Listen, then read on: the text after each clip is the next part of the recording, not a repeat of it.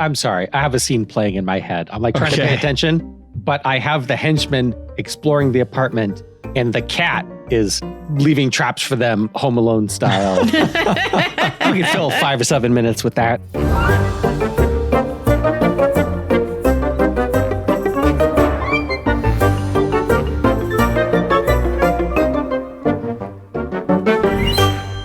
Hey there, story fans. Welcome to Almost Plausible, the podcast where we take ordinary objects and turn them into movies. I'm Thomas J. Brown, and sticking with the show are Emily. Hey, guys. And F. Paul Shepard. Happy to be here. We've covered tape on this show before, first with video cassette and more recently cassette tape. And we're no stranger to office supplies with our paperclip and post-it note episodes, just to name a couple. Today on the show, we'll piece together a movie plot about another kind of tape you find in the office, adhesive tape. All forms of sticky tape are on the table today, including scotch, cello, masking, duct, gaffer, electrical, even toupee tape, which is an invisible double-sided tape used to attach hair pieces. So let's get stuck in and see what pitches we've come up with. Emily, you're up first. All right, I got 3 for us today. So my first pitch is Tanya is hoping to win a scholarship by entering a duct tape prom dress competition. She doesn't know how to design anything resembling a prom dress and can't expect any help from her all but absent parents. She goes on a journey of self-discovery as she tries her best to make the perfect prom dress. I had completely forgotten about duct tape prom dress competitions. Oh, yeah. That was the first thing that popped into my mind. I'm like, what does adhesive tape? Oh, yeah, prom dresses. All right. My second one is kind of, you'll see. It's just kind of. A post-apocalyptic movie a la Mad Max where all things automotive are harder and harder to find. One man has the largest stockpile of auto body tape, and a group of ragtag kids band together to steal it and make their fortune. Band together. There's probably a pun there. Yeah, probably. And my final one. Obviously, a serial killer that duct tapes his victims like mummies. That seems good, yeah. Yeah. All right, Shep, what do you have for us? Okay. A comedy of errors when a brilliant but clumsy scientist ends up covered in their own invention, the world's strongest adhesive tape. So think like the Jerry Lewis flubber crossed with that mummy episode of Amazing Stories where he's stuck in the costume. That's my favorite one. Oh.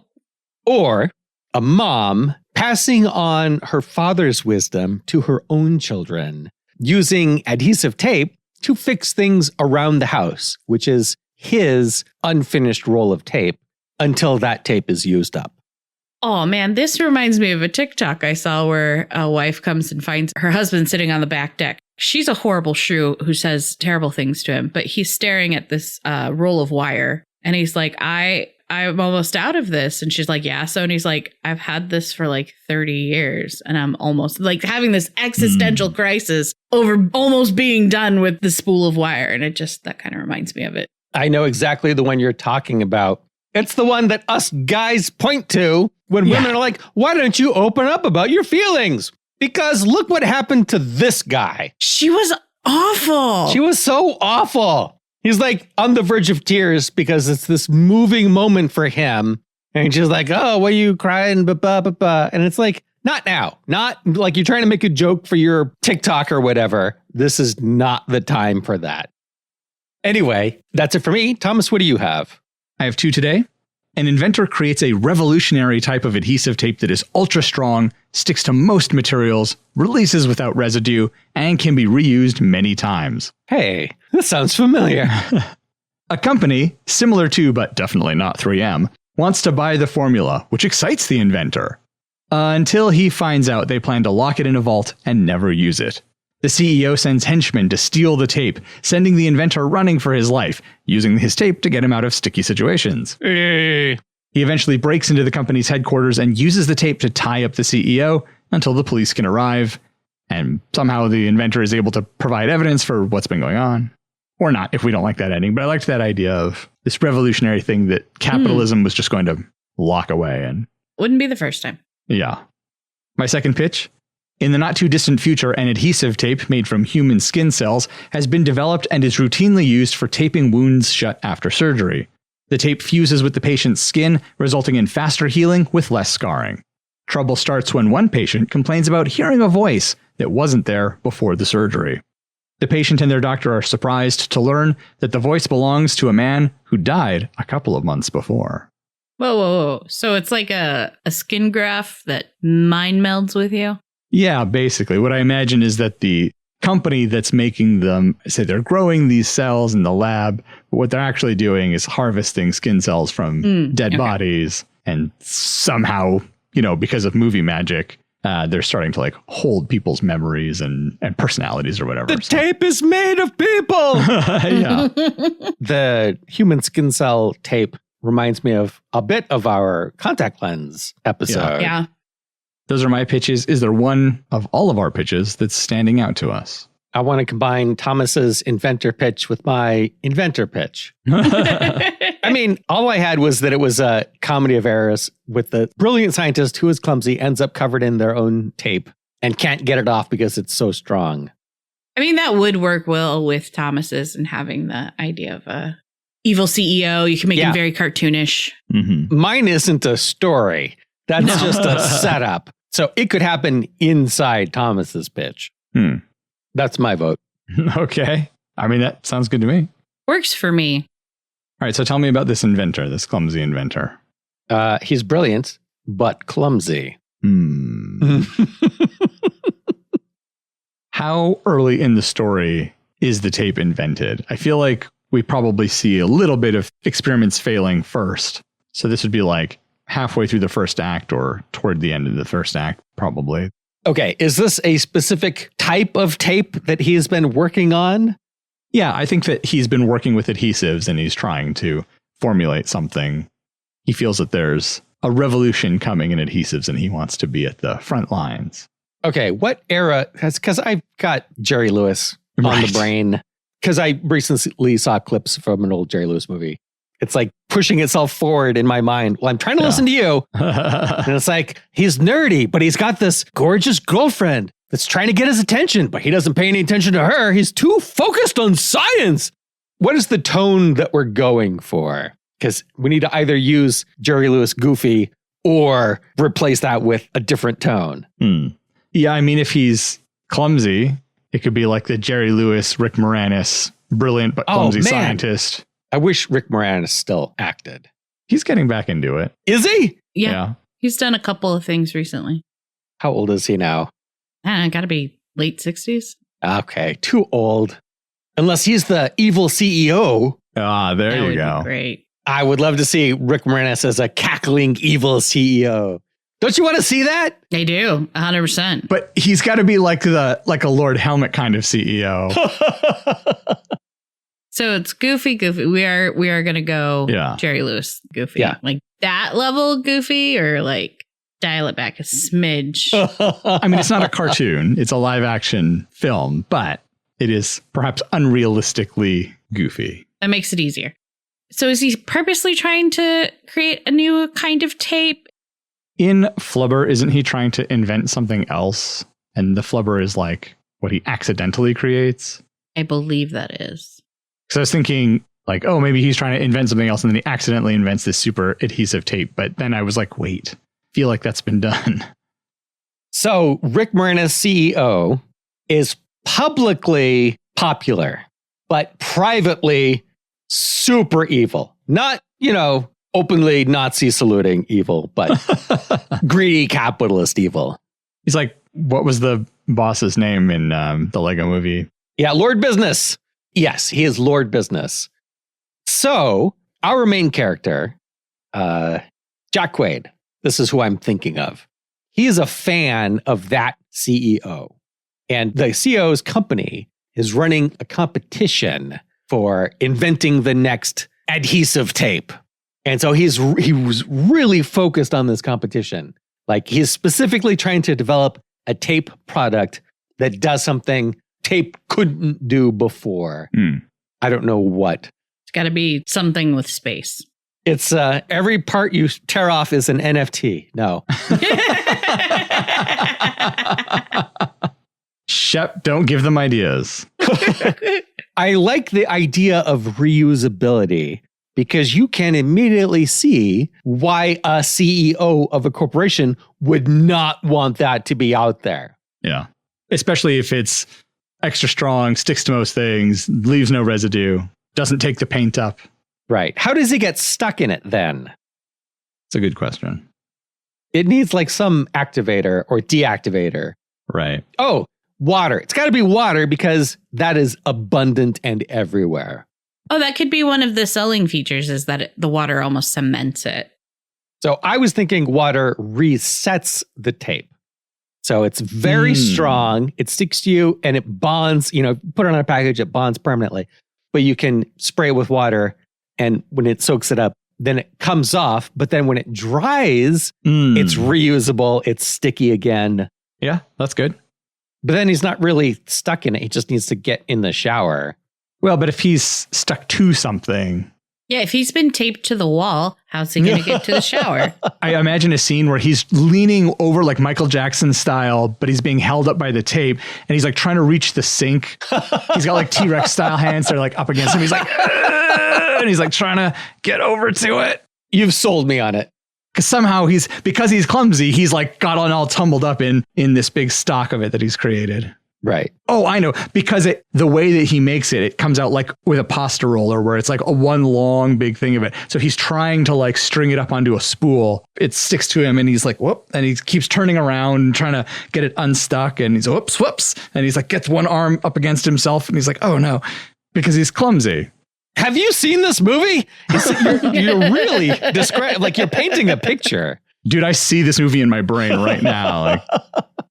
So later in the movie, his girlfriend has like a water spritzer bottle so she can spray him when he gets stuck again. Does she just keep it in her purse? Carries it around. For exactly that. Yeah. So we know what the tape is and does and how it works and why the CEO wouldn't want it to get out there. So I feel like the end of the first act is the competition. Does that make sense? Is the end of the first act the competition? Or is the first act setting up the characters and the competition that he's planning to enter and his girlfriend and his failures of making tape? And like the success is the end of the first act, successfully making the tape. So I looked up the Save the Cat story beats, which are overly prescriptive in my opinion, but... Yes, we agree. Although I like the book overall. So we kind of start off with like the hero in the ordinary world are introduced. That's like the first 10 pages. The catalyst is like a couple pages later. So like the inciting incident, I guess. And then the next dozen or so pages, the hero is hesitant to take action. But then eventually the hero takes up the challenge. And that's the end of the first act is the hero takes up the challenge. I feel like entering the contest might make sense then. Okay. So if he's supposed to be hesitant, what would he be hesitant about? It's not ready. Like, is his girlfriend being like, you've been working on this for so long. And look, she's got an announcement on an iPad because it's not in the paper like my brain originally went to because I'm old. Because it doesn't take place in the 1960s. Right. I mean, it can take place whenever we want. Well, then the 90s. If it's one of our movies, it's... Well, unless we get sponsored by Apple and then we can do product placement. Yeah, it's an iPad. I mean, realistically, it's going to be some Windows tablet, but... Right. It's the Surface Touch, whatever it is. And then she'll be like, see her on Bing, it says... It's always so obvious when they do that. I want to go back to the girlfriend in the squirt bottle. Yes. She helps him discover that the water resets it and it is reusable. Not only is it the strongest, going to bond to almost anything, it is now also reusable. Now, is that why he decides to enter it? He's like, it's not ready, but this is the thing he needed. I mean, that would work. Sure. He never thinks it's ready, but this one has this new feature. Yeah. And she really sells him on the idea of it being a world-changing invention. Yeah. So then, end of the first act, he enters the, what are we calling it? A science competition, invention competition, invention convention. There's got to be a tape pun. This might be a problem for the writers. Well, are they looking for tape specifically or? Oh, you're right. It could be, yeah. Just any new novel invention. Right. Sure. Are we going to, this is probably a problem for the writers, but some sort of punny 3M style, 4N or something. So that's the name of the company that Rick Yes. Moranis runs. And here we introduce his rival, another inventor. Terry. Actually, I know it's Steve. Steve, yeah. It's gotta be I know Steve. it's Steve. Now, does the rival just want to steal his glory or also his girlfriend? I mean, stereotypically in these kinds of stories, it's both. But she wouldn't be into it, right? Because what would be tempting about him? Maybe the part of the reason they're rivals is that he's totally focused on money. He is very intelligent, and our inventor character, he cares about making the world a better place. And so he wants this reusable tape because it's more earth friendly. But the other guy's like, I couldn't care less if we're strip mining the planet as long as I make money. And he's very intelligent. He could, if he put his resources to it, do things that are better for people, better for the environment, better for the economy, whatever. But not better for his coffers. Right. He's just a selfish guy. They must have had run-ins in the past, huh? Yes. Well, they obviously went to school together. Obviously. Yes. Yeah. Their PhD programs, they were rivals. Yep. Yeah. Did they have a project that they were both working on together and then had a philosophical divergence right at the end? Well, his rival changed the order of the names on the paper. Yes. So it became his name et al. Yeah. And they had philosophical differences at the same time. Right. I mean, he did whatever he did it because it was like, this will get me ahead. And that's all I care about. This is going to get me that job at this company that is going to pay me right out the door. Oh, sure. So he's already more financially successful. Yeah. Versus the hero who was like, I'm looking for an ethically non-corrupt company where I can make better science for the world. And this guy's like, give me the monies. Yeah. So does Steve work in some really nice, well-equipped lab somewhere, and our guy is just working in his basement? Yes. Mm-hmm. That's the classic stereotype. And while Steve is intelligent and does have the capabilities to do those things, since he is so money-focused, he's kind of lost his science. The use it or lose it type thing. He's just looking for a quick buck. So now he can't. What used to come quickly to him no longer does. Well, and I would say his inventions are probably fairly derivative. Yeah. He's not looking to innovate. He's just trying to iterate. Yes. Yeah. And he has lackeys. He's got employees to do the heavy thinking for him. Yes. Very good. Grad students, they're very cheap, but they're smart and they're hardworking. They don't know any better yet. Right. They're eager to please. They got something to prove. Yep. What is our character's name, our inventor's name? It'd be something ridiculous because he had weird parents. Right. He's got a quirky name to go along with his quirky personality. Yeah. This might be a problem for the writers. I just wanted something that we could refer to him as rather than our inventor. Abernathy. But he goes by Abe. Yep. Is Abe a valid shortening of Abernathy? I mean, it's the first three letters. Abernathy is a surname, so I don't think... I think you guys are thinking about this way too hard. I just threw a name out there. Look what you did, Emily. This is on you. So if his name is Abernathy, but he goes by Abe, people that don't know him can mistakenly call him Abraham. Yes. Right. Even though that is not his name. People assume that it's something else, and it's not. What does his girlfriend call him? Abby. Abby. How does he feel about that? Well, she's hot, he doesn't so like it's fine. He doesn't like it? No, he does not appreciate his long-suffering girlfriend. At the end, he can appreciate her more. That's his character growth. Okay, because really his invention would have been thrown out and been nothing had she not acted. Yes. Yeah. Okay. That's one of the many, many ways. That he is just a douchebag to her. He's not a douchebag, but he does not appreciate her enough. He could love her more, is all I'm saying. He takes her for granted. He takes her for granted. Is this why Steve is like always hitting on her? Maybe he's got a shot? Is Steve hitting on her? Yeah, as a show that I'm better than you, because not only do I make more money than you, I will win this competition over you, and I'm going to steal your girlfriend, which is not at all going to happen, but he's stupid and thinks it will. I mean, she can call out all of the tropes because that's a classic thing. Right. She's like, I'm not a prize. Like, you don't win me. Right. I'm a separate individual. Yeah. Well, Does he win the competition or not? Abe? Yeah. No.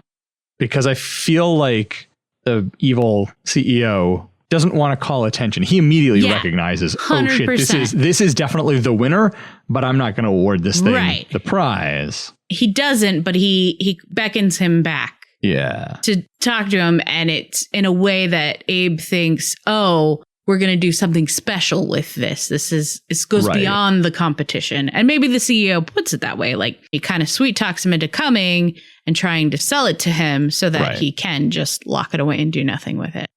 How does Abe find out that's what's the eventual plan? Yeah, that's a good question. I don't want to keep putting everything on the girlfriend, but they could be ignoring her and talking to each other about stuff, the people at the company. Mm-hmm. And she overhears that conversation about what their plans are. So she's like, don't sign that contract. They want to just hide your invention away from the world. I actually kind of like it because it's that reverse thing that happens in movies where the men always take over and the women don't do the action themselves. It's all kind of done to them or for them. Is the girlfriend the main character? The more I'm thinking about this. I know. It feels like it, doesn't it? Yeah. Would we rather tell the story from that angle? Well, I'd say let's definitely keep that as an option because... Yeah. Because I like the idea of keeping it goofy, silly Jerry Lewis style with the boyfriend and the inventor and the CEO and everything, and having her part be straight. It sounds like all the guys are goofy. Yeah. Does she have a friend, a female friend, that she can be straight with? Is it a sister? Is it a coworker, colleague, just a random best friend who has a shitty car and just follows them around everywhere? Well, how do you want to use the friendship? Just a contrast between the men and the women. Hmm. Like the men are living in their own world. Right. They're ignoring the women and they're just being goofy. They don't realize how goofy they are. Right. Because to them, that's the world. But the women are off in the real world, not managing the men, but kind of managing the men. Yeah. They're managing the men. Yeah. Or none of that. If you want to have the girlfriend be the straight character in a movie otherwise full of goofy characters, that's also fine. How goofy are we going? Because I'm just thinking of plot twists where her friend is actually the girlfriend of Steve. And the reveal at the end that everything was a setup for a betrayal. That makes Steve extra douchey then. Yep. Yeah, that's 100%. Yeah, that's correct. We want him to be as douchey as could be. We want him to be one of those canoes converted into a shower, so he is literally a douche canoe. Yep. That's why you don't suspect that he and the friend are a couple, because he keeps hitting on the girlfriend who doesn't have a name. I don't mean to derail this with like naming all the characters. Celia. Her name is Celia. Okay. I got names coming out of my ears, man. Tell me you need to name a character. I got it. What's the CEO's name? Todd. What did we decide was the evil woman name? Was it Shannon? Yeah. Oh, yeah. Steve and Shannon. Steve and Shannon. Now, does Steve win the 4N competition or not? Because his stuff is derivative. His stuff is derivative, but profitable. Yeah. Steve is not redemptive in any way. Like he doesn't in the end help. It depends. What kind of story do you want? Do you want him to be redeemed at the end? But then who is the main baddie? Just the Todd. CEO? Yeah. Okay. Do we want Steve to be redeemed? Is that what we're saying?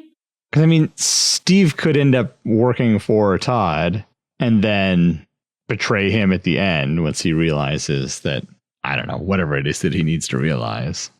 How many betrayals at the end do we want? How many would be funny, but not too much? Well, what does Abe get at the end? Does he successfully get his tape out there? Does the board of directors fire Todd? And there's a new CEO who, although profit-driven, is not quite so greedy and evil. I mean, would the board want someone who's not so greedy? Or do they want someone who's even more greedy? Right. Which has got to be Steve or Shannon. It's going to be Shannon. I think she's going to take over as CEO. I want her to betray Steve. So she betrays Celia first. Yeah. And then betrays Steve. Yeah. And then betrays Todd and takes his position as CEO. Yes. Is she Todd's secretary and that's why Steve's dating her? So is this a Celia Shannon movie or is this a Abernathy and Steve movie? Well, I feel like it's Abernathy's story because he's the one who needs to make a change. And his change is to stop taking Celia for granted. Right. Yeah, because Celia doesn't need to change. She's on the right path always. She knows what the hell she's doing, and she's trying to manage Abernathy. Yeah, actually, so this company's never going to buy this tape. Like, by the end of the film, he has to realize that. So maybe his denouement is setting up his own company and taking orders over the internet or something. Or maybe he's got big factories that are mass producing this tape. That's if you want him to make a profit at the end. He could just open source the recipe. So that they can use it in third world countries to repair. You know, he could make that argument of like, it's for everyone. Yeah, if his scientific driving principle is improve the world. So I know we just recently had a story where the main character was overworking to try to improve their lives. But maybe this has been his thing. Like, he's been trying to invent this thing so he can sell it and make a bunch of money, and that'll make their lives better. And in the end, Celia's just like, who cares? Like, just release the formula, make the world better. We don't need the money. She's a high-powered environmental lawyer. She does it. She's like, I can support you, bitch. Just let the world have it. She has been supporting him for years. Right. And maybe she points that out. Just like, you're basically a housewife, dude. Yeah. So Steve keeps hitting on her, and his selling point is, I have more money. Like, I can take care of you. You don't have to take care of me. Like, you have to take care of Abe. And so Abe has that in his mind. That's what he thinks. Right. That's why he's not confident with Celia, because he doesn't make any money. He's like, oh, if I win this competition and I get this contract with this company, I'll finally have money and I can take care of Celia, and then I can propose and we can get married and live happily ever after. And if he just had this conversation with Celia, she could say, I don't give a shit about any of that. I like my job and I like supporting you. Now go into the kitchen and make me a sandwich. Yeah, I mean, I guess he can't be completely hopeless. Like, he does need to essentially be a homemaker to a point, because she's not going to stick with him if she comes home to a dirty house. He'll like, we see him like running around, and maybe because he's an inventor, he's got those like Pee Wee Herman style, maybe not quite to that extent. Wallace and Gromit style. Right. Like little machines around the house that help him out. So he's like cut a hole in the ceiling in the laundry room and like made a like makeshift laundry chute for them so that he can, you know, pick up clothes real quick and throw them in the chute and then run downstairs, and it all just drops right into the laundry thing. And he's made a cute little helper robot to help around the house. I'm just saying, merchandising opportunity. There you go. Yeah. But like, he's found all these little hacks so that he can very quickly get the chores done he needs to get done and then go downstairs and invent. So that way feels like, oh, okay, I'm pulling my weight. It's not entirely on her, at least the like day-to-day kind of stuff, but he still feels like, oh, the financial burden is on her, and he has it like in his head, oh, I don't like that. That's not a thing I want. That's not how it should be. But like you said, Emily, she doesn't care. No, she enjoys her job, and as long as he's contributing to the relationship and the household, what does it matter? Right. I love my job and I come home to a clean house. Yeah. And I would like the idea of, yeah, he does it to help him save time so he can go invent some more. But that's also just what he does when he's stuck on his inventions. Like, he goes and makes the Roomba a little more powerful, or figures out how to like make it more precise. Procrastinating by working on something else. Yeah. I don't know anything about that. Well, speaking of procrastinating, let's take a quick break here. And when we come back, we'll finish the rest of our adhesive tape story.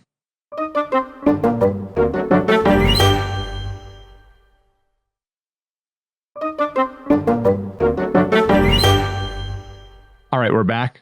I feel like we've got a pretty good first act. We know what the relationships are. What is that second act? He's got to start meeting with some kind of adversity. Well, we never did figure out how he finds out that the CEO is just going to lock the tape away in a vault, or lock the formula away in a vault. Well, my suggestion was that the girlfriend found out.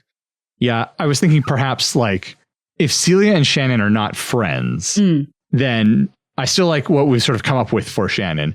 Perhaps Celia is, while Todd and Abe are in the meeting discussing the details of the contract, Celia is like waiting out in the waiting room. She hasn't been part of this meeting at all.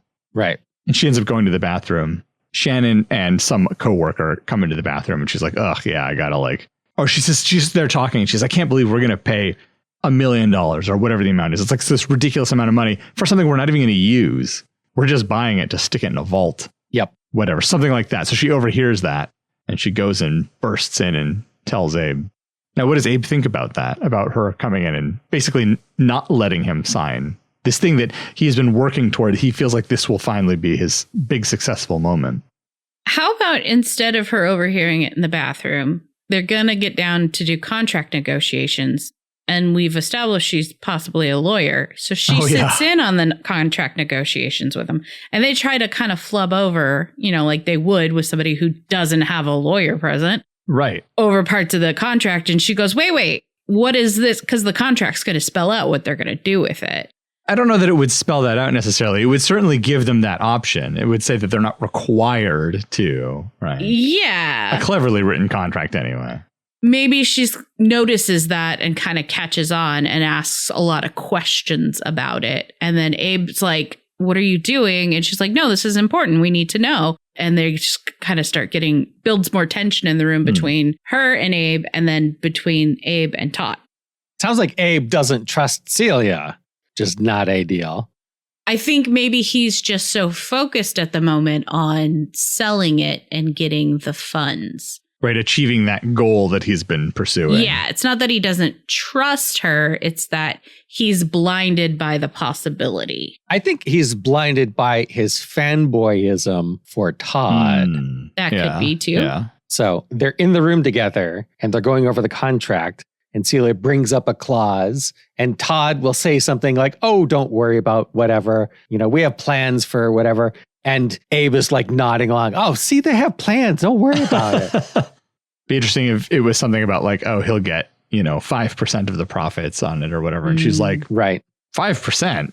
And he's like, not enough. And she's like, way too much. You're not going to sell this, are you? What? Why would you say that? You've made the pot too sweet. Like that's what catches her eye. And she starts like really digging into the contract. Right. I mean, I guess like in reality, you wouldn't have something in there that's like, oh, and by the way, we aren't going to use this. But in the movie, they might. Yeah.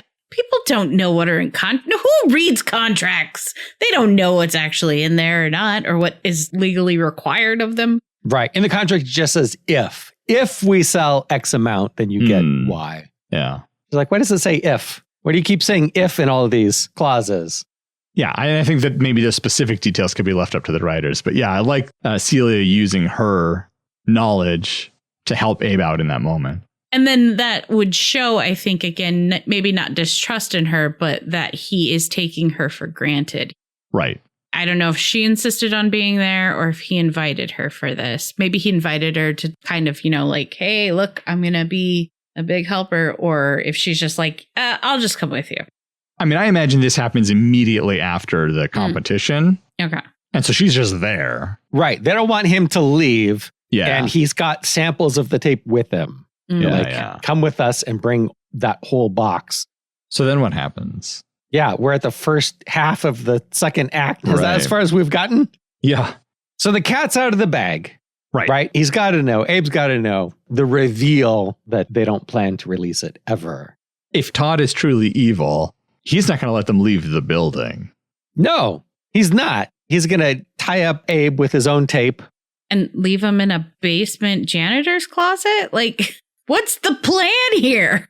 If he's cartoonishly evil, he's got to have some villainy henchmen. Right. I would like it if Todd does not know how the tape works. Like, he doesn't know that water resets it. Right. He doesn't care. Right. Oh, yeah, maybe even Abe is trying to explain it to him. And he's like, the details aren't important. So then later, when once they've gotten untied or whatever, they bust a window and they're using the tape. They like affix it to the side of the building and they're like scaling down the building. And Todd is at the window trying to like tear the tape up and cause them to fall, and it's not working because he doesn't know what to do. That adhesion is too strong. It would be funny if that was a showcase of like all the things that Abe had tried to tell him. You can't cut it. Once it's bonded, it's there until you apply the preset solution, which is water. So he tries to peel it off. It doesn't peel off. He tries to cut it. It doesn't cut. He tries to light it. It doesn't burn. I was going to say he's trying to burn it. Yeah. So he's like more and more impressed with the product that he would never want to use. But he's like, man, this is really good. Yeah, there's got to be a henchman standing there that he's commenting to. He's like, actually, this is pretty good stuff. Or he's telling the henchmen to cut it and burn it and peel it off. And they're trying and nothing's working. And the henchmen are talking to each other, impressed at how strong and reliable this tape is. Yeah. But then partway down the building, it starts to rain. Or they can just like run out. That roll is out. Because if they're, 30 stories up or something, or even 10 stories up, they don't have several hundred unbroken feet of tape. Whose plan is it to go out the window? What else are they going to do? The henchmen are standing outside the door, so they clearly can't go out that way. And even then, they'd have to get all through the building. She's very reluctant, and he's like, look, we can scale down using the tape. It's not going to come unstuck. We're going to be fine. Right. He believes in his product. Yeah. Right. Yeah. But they are taped together, so when he goes out, she goes with him. No matter how much she doesn't like this plan. Right. Oh, they don't get all the way to the bottom and it does start to rain and they're panicking and then it releases and they fall down the final 2 or 3 feet to the ground. How would they not know how close they are to the ground? I mean, that happens in movies all the time, in goofy movies. So. Oh, they're blindfolded. Oh, there you go. Because they've been taken captive. If his hands are free, why does he not take the blindfold off? It's taped on. Are they not taped to their chairs or something? They're still taped to the chair when they go out the window. Yeah. Okay. Yeah. All right. I mean, if we're going for goofy. Yeah. No more questions, Your Honor. The two of them taped together and the chair. And they're blindfolded and they're like, he's measuring out the tape as he goes down. We're almost at the bottom. And then they run out of tape. It's just like the last little bit that's holding on the ring. Yeah. And then it starts raining and they can feel the rain and they know what's going to happen. They fall and they land sitting in their chairs. Yes. Yes, exactly. Which then all the tape immediately falls off because it was raining. Right. So that's the visual. But before they fall, you have that heartfelt, I'm sorry, I didn't appreciate you. I should have listened. Well, do you have him doing that there? Because if that's his arc, his character. No. You have him say it, but then not follow through on it. Okay. Because they survive immediately. And then he forgets everything that he just said or doesn't take it to heart. So what's the mid-second act turning point then? Was that not the mid-second act turning point? There's a lot going on. We didn't even talk about the other inventions at the competition, which can all come back later. Right. As he puts a coalition of scientists together to fight this evil corporation. Right. All these people he's met. Right. Yeah. So the mid-second act turning point then is being taken hostage. Okay. So the twist is the revelation that Todd is evil. Yes. Okay. I like that. So now they're on the run. They can't go back to their house, or they try to go back to their house and they see trucks from the company are there or something like that. Right. Because they're looking for the formula. Right. Where is the formula? I mean, he can't have written it down, can he? No, if it's in the apartment, then the evil corporation would find it.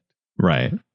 What if he's mailed it to himself, registered mail, like the old way to copyright stuff? Right. Or to prove that you had something. The only copy, he sent it to himself in the mail? Yeah, that seemed kind of... Yeah. Didn't we establish that they have a cat? Yes, we did. So it's on the cat's collar. No, wait. It's on Orion's belt. Yeah. No, I was thinking that before they left for the competition, the cat did something and destroyed equipment, ruined his computer or tore up the printed out recipe or something. I mean, people don't know how computers work. The files are inside the computer. He could have a laptop that he's typed it up on and saved it there. And then the cat knocks over a glass of water or something and the computer gets fried. It wouldn't destroy the data. Right. The hard drive would be fine. Yeah, it might destroy the laptop, but he would be smart enough to be able to recover what he needed. Yeah. Well, and the company would be smart enough to be able to do data recovery. I think he should write the formula down on a scrap of paper And then that scrap of paper somehow accidentally gets like mailed to his brother or something, or sent to somebody. He writes it on the back of a wedding invitation he was in the middle of RSVPing to, and it gets sent to his brother and sister-in-law. Something like that, yeah. Because the tape stuck to it. Yeah. And he didn't realize. Everybody thinks the formula is gone. And then at the end of the movie, it turns out, what is this? It's like, oh my gosh. We just need that Home Alone style moment at the beginning where you get that little insert shot, sets it all up. We don't draw a ton of attention to it. Okay, so they can't go back to their house. Where do they go next? Waffle House. And then there's a big fight scene. Yep. Well, what's the end of the second act? I'm sorry. I have a scene playing in my head. I'm like trying to pay attention, but I have the henchman exploring the apartment and the cat is leaving traps for them Home Alone style. We could fill 5 or 7 minutes with that. Well, where were we? They couldn't go back to the apartment. Right. So this is like partway through the second half of the second act. So we need kind of to keep ratcheting up that tension and get them to a point where it feels like all hope is lost. Get that lowest low to take us to the third act. Okay. He has a copy of the formula with him because why wouldn't he have it? Okay. He's going to the competition. If he wins, he'll have to turn it over for the contract. So he has it with him. So once he discovers the evil corporation's plans, she suggests they go to her law office and register that formula under his name. So there's a record of it, like a patent of it. Mm-hmm. Sure. So that is the current plan. Let's get this formula, this physical paper that they have, to her office. The lowest low is, of course, they get caught at some point and lose that copy of the formula. Now, did they lose that copy to the henchman or just... No, it gets destroyed. It's got to be destroyed so that nobody has it. Yeah. Is that an action that he takes? Does he set it on fire so no one else can have it because it's in danger of falling in the hands of the henchman? Oh, he's got to... It's... Yeah, gosh. It's so tropey. He's got a choice between saving the formula or rescuing Celia. And he rescues Celia, and then the formula falls into the fire. Are they caught by the henchman again? Are they caught by the henchman again? Or, because we already have that scene earlier. Right. What more can we do with that? Once the formula is destroyed, and maybe the police have shown up, the henchman could be like, let's cut our losses. They don't have the formula anymore anyway. So is it something where like the henchmen snag her and they're offering a trade? Although I suppose they could just grab him because he knew what the formula was. He could create it again. Does he know it? Could he create it again? Or has he written a program to randomize these ingredients to make a bunch of batches of adhesive to test? And so this is one that worked really well. And so he had it printed out, but he doesn't know what the ratios are. He doesn't know what the exact ingredients are because he didn't come up with it. It was one of the randomly generated formulas. So it doesn't exist in his mind.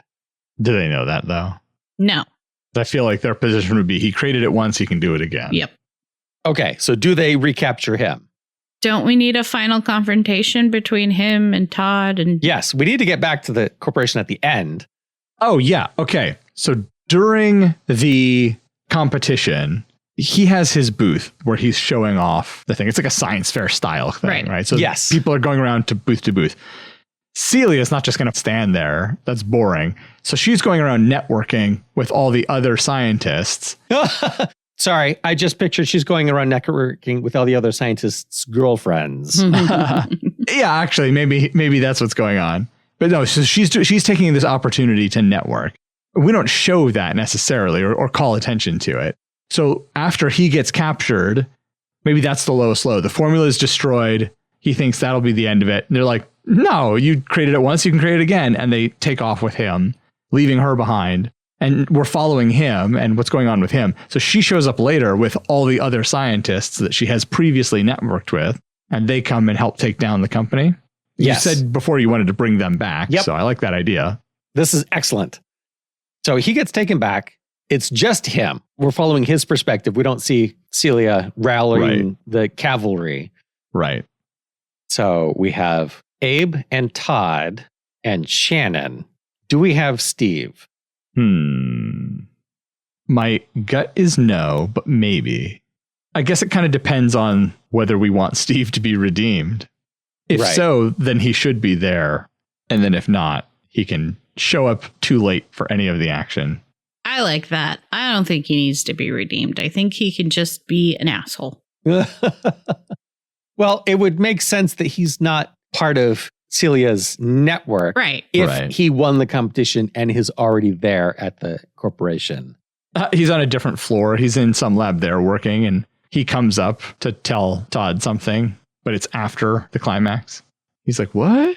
He figures out the formula after Abe already published it openly on the internet. Yeah.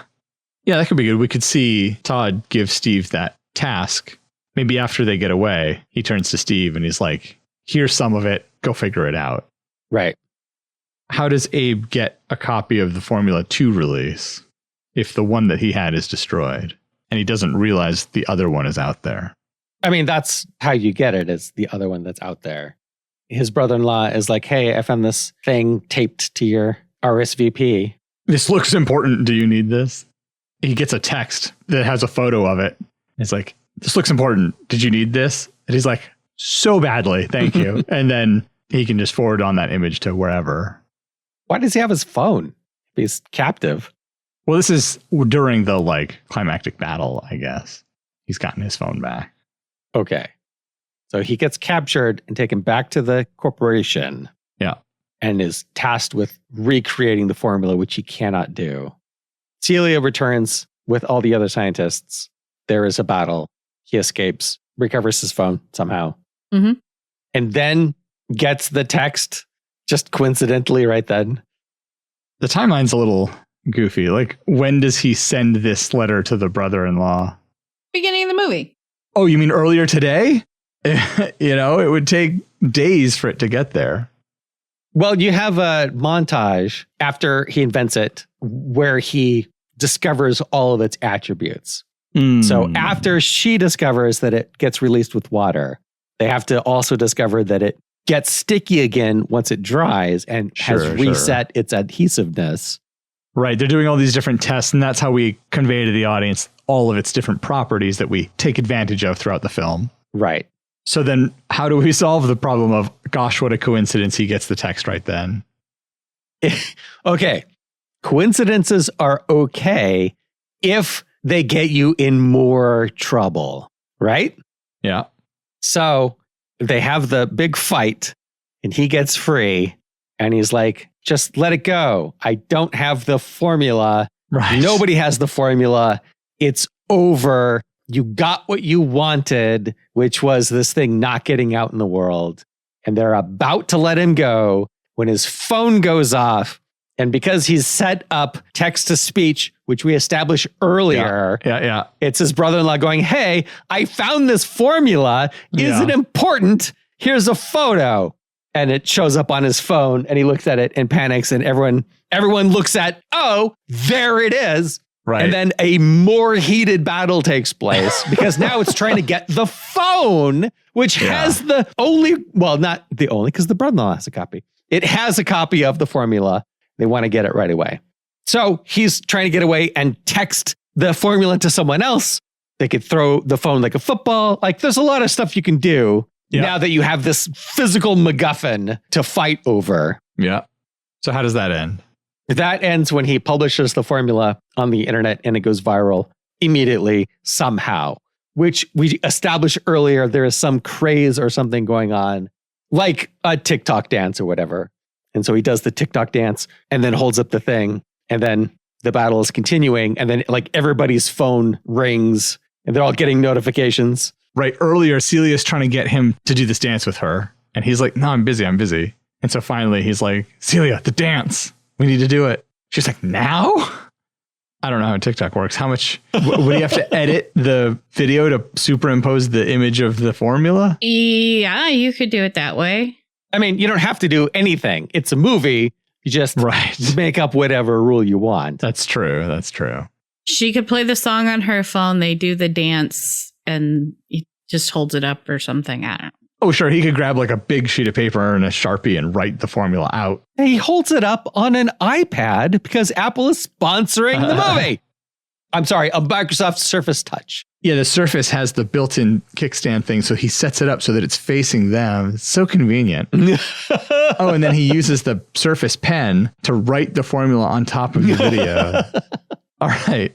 Then what? Do they get the CEO in trouble for kidnapping them? And Yes. This is where the ramifications of the CEO's actions come into play. Because there's this big kerfuffle going on. So the police arrive. Right. And the corporation is like, these people are trespassing.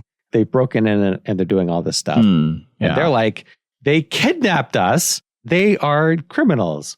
Is this where we have Shannon's betrayal? Shannon, who has been the loyal secretary of Todd this whole time. Sure. Yeah. Yep. Because Todd is like, these people are crazy. They have no proof. And she's like, well, there's the security cameras. We could just look at those. No, she holds up the footage on a Microsoft Surface Touch. You're bad at product placement. Yeah, because she can access the security cameras from us. Because Yep. Yeah. Oh, yeah. The whole movie, she's had her Microsoft Surface Touch that she's been controlling everything with. Right. And then he gets arrested and she gets voted in as CEO. Yes. As wildly improbable as that is. I mean, she somehow, the scientists that have come, she's like, your inventions are very interesting and you've demonstrated how well they work. I would like you all to sign these contracts. Oh, so she's brought in a whole bunch of new business. Yes. And so the board of directors is like, interesting. She's just standing there with a stack of contracts and the board of directors is giving her a standing ovation. Yes. So how does it end? What's the denouement then? The formula's out there, so he can't make money off of it. Yes. So you have them finally have their heart to heart. And he expresses, he doesn't feel adequate because he doesn't make any money. And she's like, what the fuck are you talking about? What are you talking about, Willis? She's been talking like that the whole movie. We didn't mention it. Right. She's played by Gary Coleman. She's played by the late Gary Coleman. That's right. He's got range. I said it as a joke and then I pictured it in my mind. All the scenes we talked about earlier. I love it. It's too bad we can't do that. Yeah. Well, digital effects. I was going to say, with the power of AI, we can do Right. Let's bring back Gary Coleman so he can play the girlfriend. He's got just like a blonde wig. Okay. So yeah, they're together. They're happy. He's goofing. He has like funky little inventions that he makes. Yeah. Why not? That improve their lives.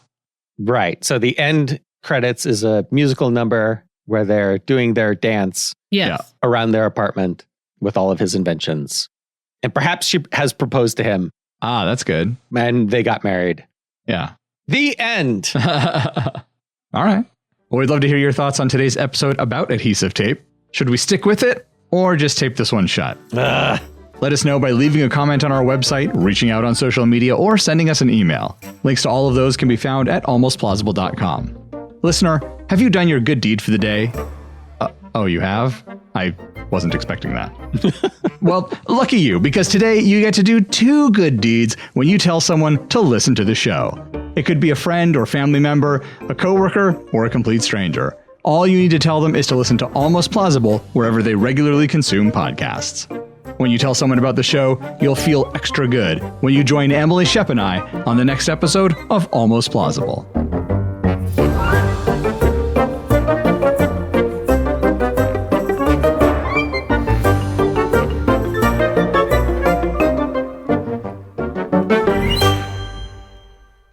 What does 3M stand for? It's like Minnesota Mining and Materials or something like that? Or I don't know. I looked it up once a long time ago. Minnesota Mining and Manufacturing. I was close. Now they're known for their paper products. So much for all those mining and manufacturing. Right? This is going to date me as a million years old. But back in, I think, the 90s, my dad's secretary was complaining about her 3Com modem. And she's like, I might need to upgrade to a 4Com. That's great. I like that.